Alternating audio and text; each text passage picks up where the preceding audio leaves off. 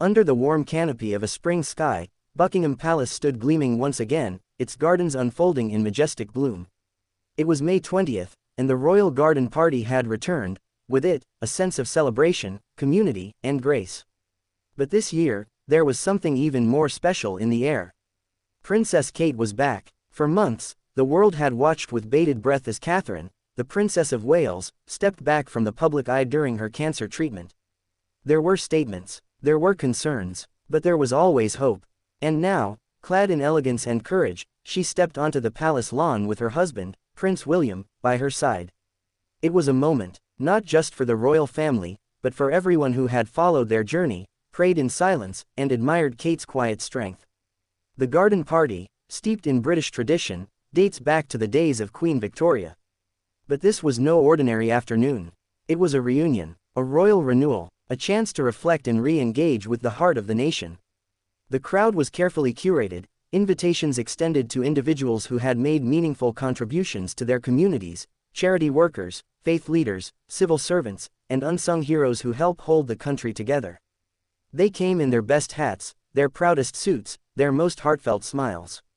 Prince William, always dignified and approachable, moved through his designated lane, listening intently, laughing warmly, exchanging handshakes and gratitude. But all eyes drifted toward Kate. Dressed in soft pastels, she moved like a gentle breeze, each step a statement not of glamour, but of resilience. Her smile was a quiet triumph. Her presence, a signal to the nation, I am here, I am healing, and I am with you. The lanes, as tradition dictated, spread through the vast garden like tributaries of respect. Each royal took a different path, ensuring that hundreds of guests could speak directly with members of the family. Conversations flowed, stories were shared, lives were honored. Some spoke to Princess Kate of their own experiences with illness, with hardship, with recovery. And she listened, not as a royal, but as a fellow human being. She nodded with empathy. She clasped hands a little longer. Her eyes held the weight of understanding. At the heart of the celebration stood the royalty tent, where dignitaries and guests selected for their extraordinary service mingled with the royal hosts. Delicate sandwiches, scones with clotted cream, and porcelain cups of steaming tea were served in the dappled sunlight. But the true nourishment came from the connections being made. Each guest had a story. There was the nurse who worked through COVID with barely a day's rest. The community leader who ran food banks during inflation. The teacher who turned a failing classroom into a sanctuary of learning. The volunteer who visited the elderly when no one else would. They were there because someone had seen them, nominated them, believed they deserved to be recognized at the highest level. And they were right. The royal family, for all its pageantry, has always been about symbolism. This garden party, like the monarchy itself, was not just about tradition, but about continuity. In an age of change, of uncertainty, of division, the sight of the Prince and Princess of Wales walking among their people, listening to their stories, acknowledging their efforts, mattered more than ever. It was a royal acknowledgement of the real. Prince William exuded the calm of a future king. Steady, engaged, smiling in every photo, but listening in every pause. Kate, though, was the revelation. Her illness had taken her away, but not broken her spirit. Her walk that day was not just ceremonial, it was courageous. She stopped to admire a guest's brooch.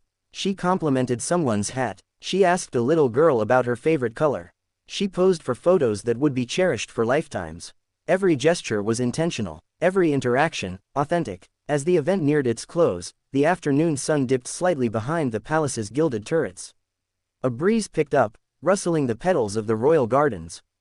Some guests lingered. They looked back, reluctant to leave this moment suspended in time.